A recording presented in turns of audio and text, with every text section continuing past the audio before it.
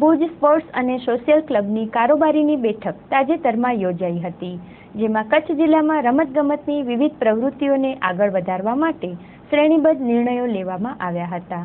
Bhuj sports અને social ક્લબના પ્રમુખ શ્રી કે હિરાણી અને સેક્રેટરી શ્રી સંજય ઉપાધ્યાયની અધ્યક્ષતામાં મળેલી આ બેઠકમાં કચ્છ જિલ્લામાં છેલ્લા 6 મહિનાથી સંસ્થાની સ્થાપના બાદ લેવાયેલા પગલાઓ, રજૂઆતો અને આગામી પ્રોજેક્ટ અંગે ચર્ચા હાથ ધરવામાં આવી હતી. આ પ્રસંગે ક્લબના ફાઉન્ડર શ્રી જાફરભાઈ ધોબી, RS હિરાણી સહિતના સદસ્યો ઉપસ્થિત રહ્યા હતા. ખાસ કરીને કચ્છ જિલ્લાની હોકી ટીમને કોચિંગ આપવામાં આવ્યા બાદ આ ટીમ ડિસ્ટ્રિક્ટ લેવલે પર ચેમ્પિયનશિપ થયા બાદ હવે રાજ્ય કક્ષાએ રમવા જશે. તેમજ શ્રી ભુજ ઇંગ્લિશ સ્કૂલની ક્રિકેટ ટીમ પણ આ ક્લબમાંથી કોચિંગ મેળવ્યા બાદ રાજ્ય કક્ષાએ પણ ફાઇનલ સુધી પહોંચી છે, તે ગૌરવની વાત હોવાનું ક્લબના સેક્રેટરી શ્રી સંજય ઉપાધ્યાયે જણાવ્યું હતું. ક્લબના પ્રમુખ કે હિરાણીએ આગામી દિવસોમાં અન્ય રમતના ક્ષેત્રોમાં પણ લોકોને સાથે જોડીને ક્લબનું માળખું વધુ વિસ્તારવાની વાત કરી હતી.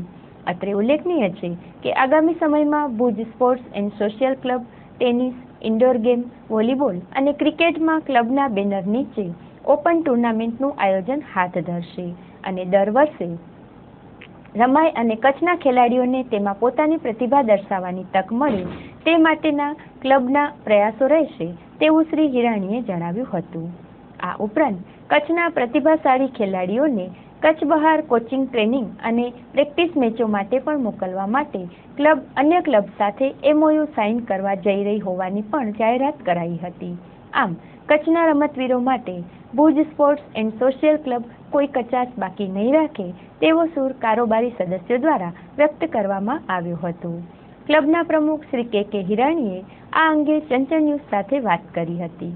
કારોબારીમાં એજન્ડા પ્રમાણે જે ઉદ્દેશ હતો સ્પોર્ટ્સનો, એ ઉદ્દેશ પ્રમાણે કારોબારીમાં નિર્ણયમાં ધારો કે ક્રિકેટનું, પછી આપણે જે ટેનિસનું, પછી આપણે સ્વિંગનું અને સ્કૂલ અને કોલેજ લેવલ ઉપર જે રમાતી ગેમ્સનું અને થેલેસેમિયા, સોશિયલમાં થેલેસેમિયા વગેરેનો જે ડિસિઝનો જે કારોબારીમાં નિર્ણયમાં લેવાના છે અને આગળ વધવાની મંજૂરી મળી ગઈ છે. એ ટેલેન્ટ સ્ટુડન્ટ આપણે જે ખેલાડીઓ છે એ આપણે મુંબઈની જે ક્લબ છે એમની સાથે આદાન પ્રદાન અને મસ્કા જે ક્લબ છે એમની સાથે આદાન પ્રદાન અરસપરસ કરી એની સાથે આપણે MOU કરવાનો પણ નિર્ણય લીધો છે, પણ એના બારેમાં હજી ફાઇનલ આગળ વધાશે એવું નક્કી કર્યું છે.